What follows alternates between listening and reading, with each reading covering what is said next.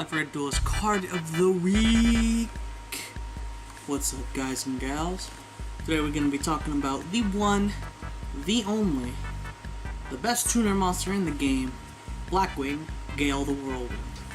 So we'll get right on into it. I got a lot to get off my chest about this guy. I love him too much. So Gale is a level 3 Dark Winged Beast tuner monster with 1300 attack and 400 defense, and his effect is if you control a Blackwing monster other than Blackwing Gale the Whirlwind, you can special summon this card from your hand. Once per turn, you can target one face-up monster your opponent controls. That target's attack and defense become half its current attack and defense. So, he's a very old boy. First printed in Crimson Crisis as a rare. He then went on to be printed in Duel's Pack Crow as a rare. Gold Series 3 is a gold rare, Astral Pack 4 as a super rare, Premium Gold Return of the Bling as a gold rare, Legendary Collection 5Ds as an ultra rare, and Duelist Saga as an ultra rare. So he's never hit that secret rare mark. Same thing with a lot of good Blackwing cards. They never hit that secret rare mark that I feel like they needed. I think a secret rare, Gale, and probably Kalut would look beautiful. So his usage peaked in around July 2009. That's when, Blackwings famously took the world by storm and won Worlds. And then September happened, and that ban list. Whew. Goodbye, Blackwings. Gale was limited in September 2009, just 7 months after his release, and he stayed limited for 5 years until October 2014 when he went to 2. And then the next list in January 2015, he went to 3, where he's been at ever since. So Gale was the Blackwing that took the longest to come off the list. I believe it was Kalut came first, and then Black Whirlwind went, and then Gale was still left there. And that's just because of how generically good Gale could be. Sure, the special summon effect only applies if you control a Blackwing, but there's ways around that you could do it. Famously side-decked cards against Blackwings were Sora. Sometimes it be your own boys. Sora gains the attack of all Blackwings on the board, and he can just pound over stuff.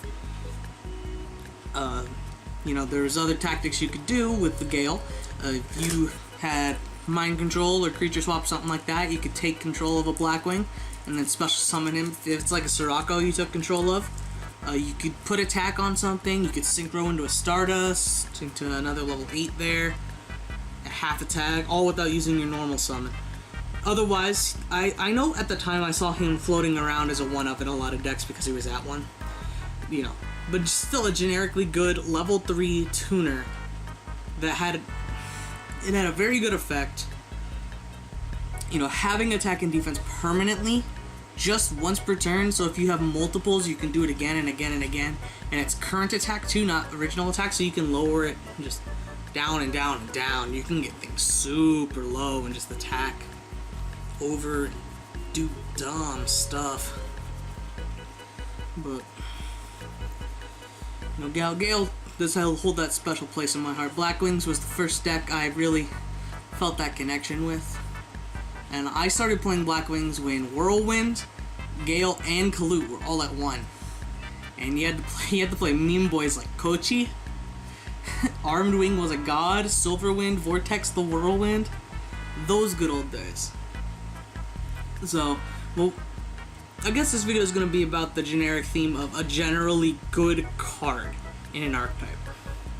So an archetypal card that's just generally good, something like that. So let's talk about Super Quant Gramples. It's a generic rank 3, and it's just a generically good card. Same thing with Ghost Trick Alucard. Dante is just a generically good card. You got other cards like Neospace Connector, who belongs to Neospatians. He's just a generally good card.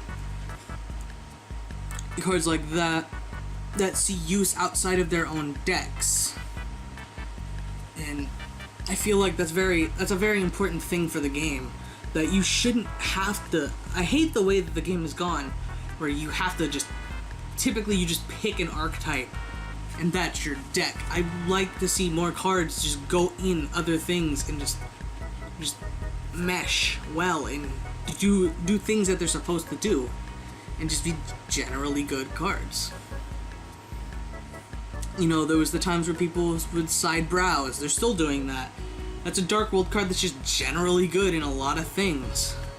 A Zen Mains, Wind Up Zen Mains was an amazing rank 3. The rank 3 pool has a lot of archetypal monsters that were just generally good. Same thing with the rank 4 pool. Technically, the number monsters are an archetype. So you had, what's the best? Well, alright, here we go. Impromptu countdown. Top 5 best rank 4 number monsters. Utopia, of course, he's brilliant. Master Key Beetle, brilliant. Shock Master, amazing. I don't know too many number monsters. Baguski, Babagoosgoody was a very good card.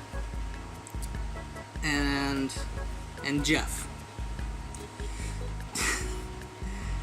Just stuff like that, you know. And